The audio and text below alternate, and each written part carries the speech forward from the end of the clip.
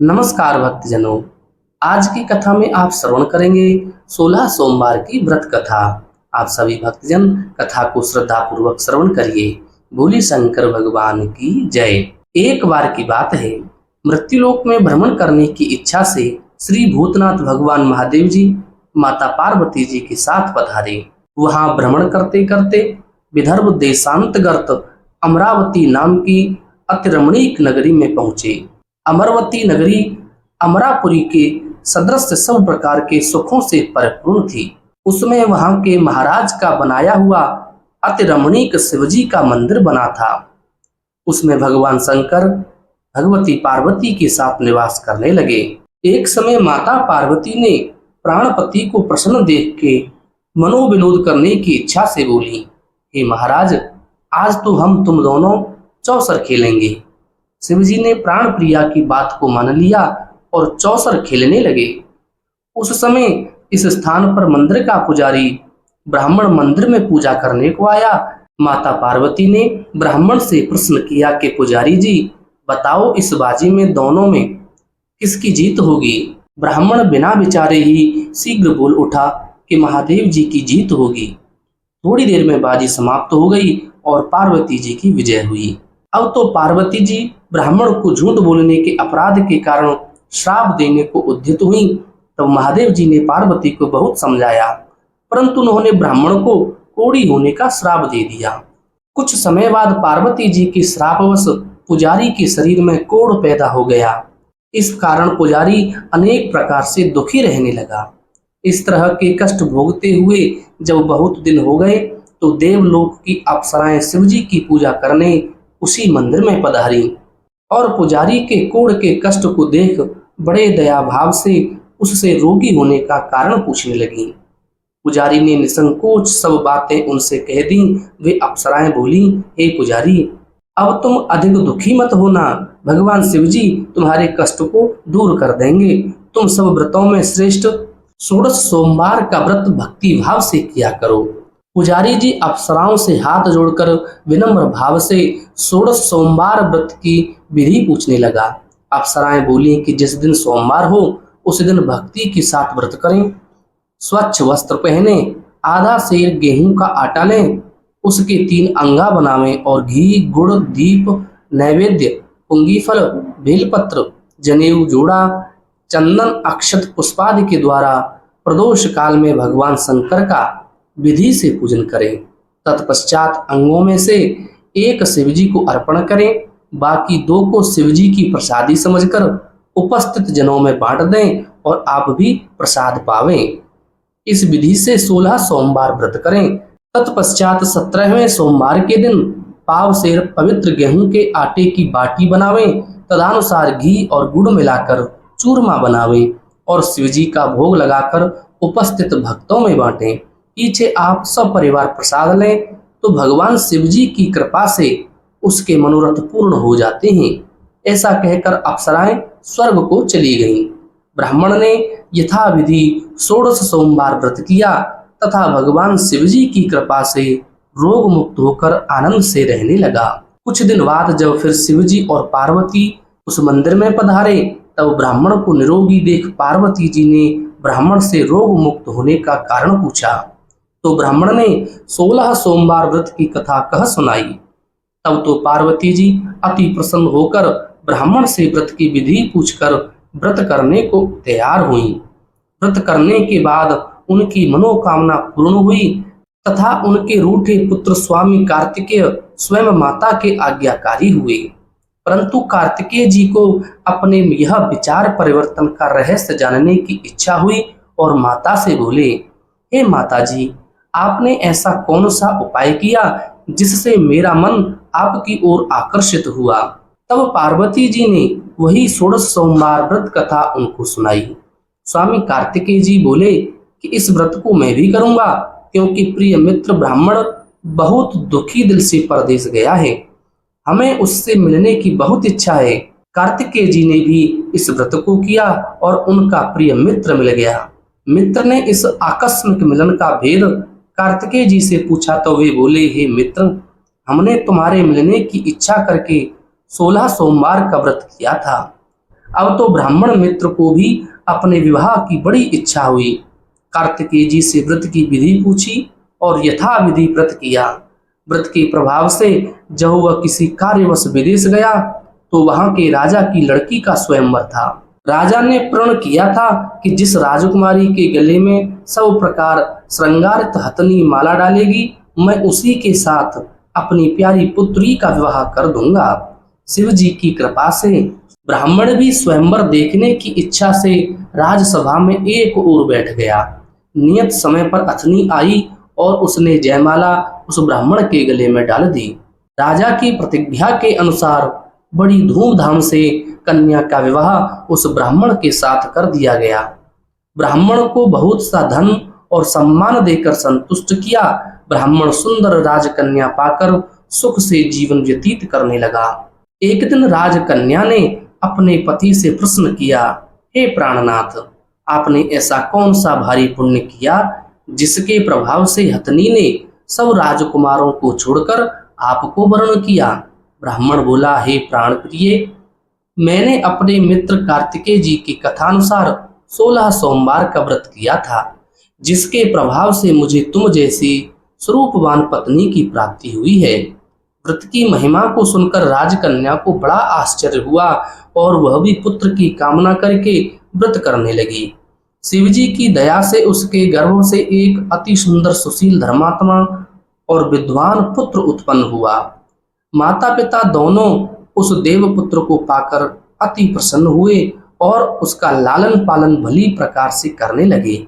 जब पुत्र समझदार हुआ तो एक दिन उसने अपने माता से प्रश्न किया कि हे माँ, तुमने कौन सा व्रत एवं तप किया है जो मेरे जैसा पुत्र तुम्हारे गर्भ से उत्पन्न हुआ? माता ने पुत्र का प्रबल मनोरथ जानकर अपने किए हुए 16 सोमवार व्रत को विधि सहित पुत्र को बताया। पुत्र ने ऐसे सरल व्रत को और सब तरह के मनोरथ पूर्ण करने वाला सुना तो वह भी इस व्रत को राज्याधिकार पाने की इच्छा से हर सोमवार को यथाविधि व्रत करने लगा। उसी समय एक देश के वृद्ध राजा के दूतों ने आकर उसको राजकन्या के लिए वर्ण किया। राजा ने अपनी पुत्री का विवाह ऐसे सर्वगुण संपन्न ब्राह्मण युवक के साथ करके बड़ा सुख प्राप्त किया। वृद्ध राजा के दिवंगत हो जाने पर उसी ब्राह्मण बालक को गद्दी पर बिठाया गया, क्योंकि दिवंगत राजा के कोई पुत्र नहीं था। राज्य का उत्तराधिकारी होकर भी वह ब्राह्मण पुत्र अपने 16 सोमवार के व्रत को करता रहा। जब 17वां सोमवार आया तो विप्र पुत्र ने अपनी प्रियतमा से सब पूजन सामग्री लेकर शिव पूजा के लिए शिवालय में चलने को कहा, परंतु प्रियतमा ने उसकी आज्ञा की परवाह न की। दास दासियों द्वारा सब सामग्रियां शिवालय भिजवा दी और आप नहीं गई। जब राजा ने शिवजी का पूजन समाप्त किया तब एक आकाशवाणी राजा के प्रति हुई। राजा ने सुना कि हे राजा, अपनी इस रानी को राजमहल से निकाल दे, नहीं तो तेरा सर्वनाश कर देगी।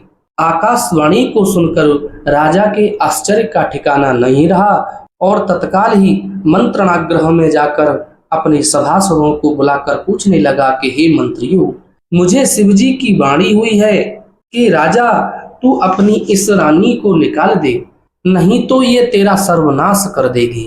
राजसभाएं, मंत्री आदि सब बड़े विस्मय और दुख में डूब गए, क्योंकि जिस कन्या के कारण राज मिला है उसी को निकालने का जाल रच रहा है। यह कैसे हो सकेगा? अंत में राजा ने उसे अपने यहाँ से निकाल दिया। रानी दुखी हृदय से भाग्य को कोसती हुई नगर से बाहर चली गई। बिना पदत्राण फटे वस्त्र पहने भूख से दुखी धीरे धीरे चलकर एक नगर में पहुंची। वहां एक बुढ़िया सूत काटकर बेचने को जाती थी। रानी की करुण दशा देखकर बोली, चल तू मेरे साथ सूत बिकवा दे, मैं वृद्ध हूँ, भाव नहीं जानती हूँ। ऐसी बात बुढ़िया की सुन रानी ने बुढ़िया के सिर से सूत की गठरी उतारकर अपने सर पर रख ली। थोड़ी देर बाद आंधी आई और बुढ़िया का सूत पोटली के सहित उड़ गया। बेचारी बुढ़िया पछताती रह गई और रानी को अपने साथ से दूर रहने को कह दिया। अब रानी एक तेली के घर गई, जो तेली के सब मटके शिवजी के प्रकोप के कारण उसी समय चटक गए। ऐसी दशा देख तेली ने रानी को अपने घर से निकाल दिया। इस प्रकार रानी अत्यंत दुख पाती हुई एक नदी के तट पर गईं तो नदी का समस्त जल सूख गया। तत्पश्चात रानी एक वन में गईं। वहां जाकर सरोवर में सीढ़ी से उतरकर पानी पीने को गईं। उसके हाथ का जल में स्पर्श होते ही सरोवर का नील कमल के समान जल असंख्य पीड़ामय गंदा हो गया। रानी ने भाग्य पर दोषारोपण करते हुए उस जल को पी करके पेड़ की शीतल छाया में विश्राम करना चाहा। वह रानी जिस पेड़ के नीचे जाती उस पेड़ के पत्ते तत्काल ही गिर जाते। वन और सरोवर जल की ऐसी दशा देखकर गऊ चराने वालों ने अपने गोसाई जी से, जो उस जंगल में स्थित मंदिर में पुजारी थे, यह बात बताई। गोसाई जी के आदेशानुसार ग्वाले रानी को पकड़कर गोसाई के पास ले गए।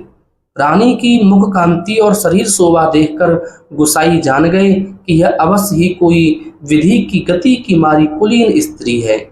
ऐसा सोचकर पुजारी जी ने रानी से कहा, हे पुत्री, मैं तुमको अपनी पुत्री के समान रखूंगा। तुम मेरे आश्रम में ही रहो, मैं तुमको किसी प्रकार का कष्ट नहीं दूंगा। गोसाई के ऐसे वचन सुनकर रानी को धीरज हुआ और आश्रम में रहने लगी। परंतु आश्रम में रानी जो भोजन बनाती उसमें कीड़े पड़ जाते, जल भर के लाती उसमें कीड़े पड़ जाते।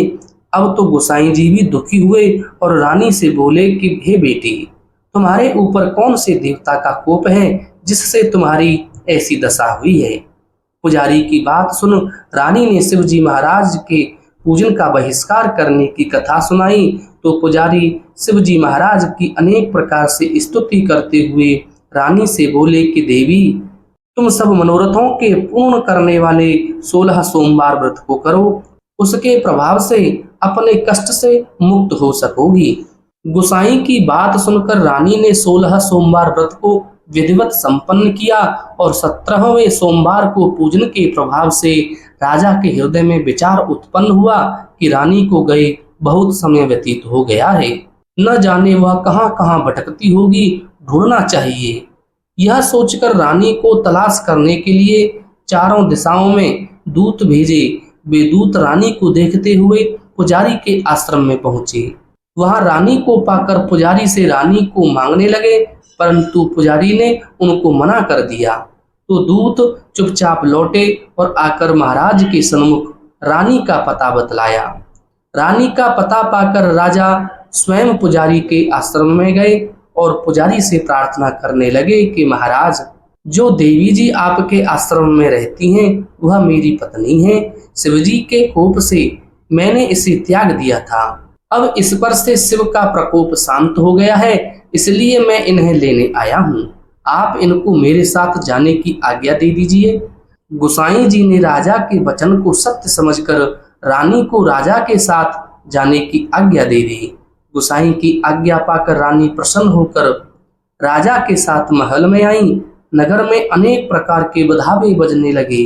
नगर निवासियों ने नगर के दरवाजे तथा नगर को तोरण बंदरवानों से विविध विधि से सजाया। घर घर में मंगल गान होने लगे। पंडितों ने विविध वेद मंत्रों का उच्चारण करके अपनी राजरानी का स्वागत किया। ऐसी अवस्था में रानी ने पुनः अपनी राजधानी में प्रवेश किया। महाराज ने अनेक तरह से ब्राह्मणों को दान आदि देकर संतुष्ट किया। याचकों को धन दान दिया। नगरी में स्थान स्थान पर सदा व्रत खुलवाए, जहां भूखे लोगों को भोजन मिलता था। इस प्रकार से राजा शिव जी की कृपा का पात्र हो राजधानी में रानी के साथ अनेक तरह के सुखों का भोग करते हुए सोमवार का व्रत करने लगा। विधिवत शिव पूजन करते हुए इस लोक में अनेकानेक सुखों को भोगने के पश्चात शिवपुरी को पधारे। ऐसे ही जो मनुष्य मनसा वाचा कर्मणा द्वारा भक्ति सहित 16 सोमवार का व्रत पूजन इत्यादि विधिवत करता है, वह इस लोक में समस्त सुखों को भोगकर अंत में शिवपुरी को प्राप्त होता है। यह व्रत सब मनोरथों को पूर्ण करने वाला है। बोली शंकर भगवान की जय। ऐसी ही सुंदर कथाओं को श्रवण करने के लिए आप हमारे चैनल आध्यात्मिक एस्ट्रो को जरूर सब्सक्राइब करें।